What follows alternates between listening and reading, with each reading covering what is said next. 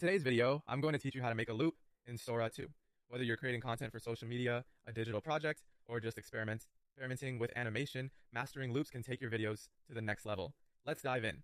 First, you'll need to have Sora 2 open. Once you're inside the application, you'll be presented with an option to choose the orientation of your project. You can either go with portrait if you're aiming for a vertical format, which works well for smartphone viewing or social media platforms like Instagram and TikTok, or you might prefer landscape for a more traditional widescreen look.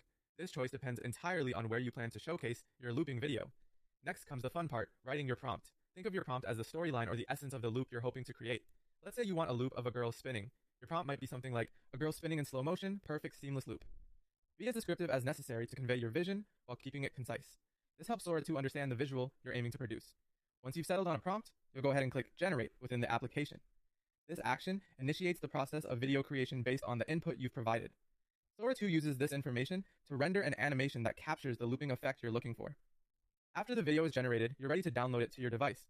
Now here's a crucial step. To ensure your loop is as smooth as possible, you might need to do a bit of editing. Open up your favorite video editing software and carefully trim the start and end of your video. This trimming process helps create a fluid transition when the video restarts at the loop point.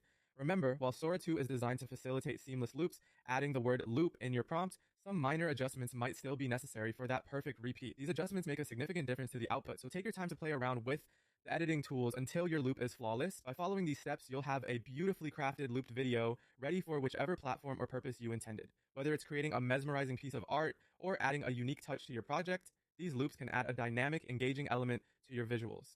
That's it for today's tutorial on making a loop in Sora 2. I hope you found this guide helpful and that you're now ready to experiment and create your own stunning loops. Don't forget to save your work often and have fun in the editing process. Thanks for watching and happy looping!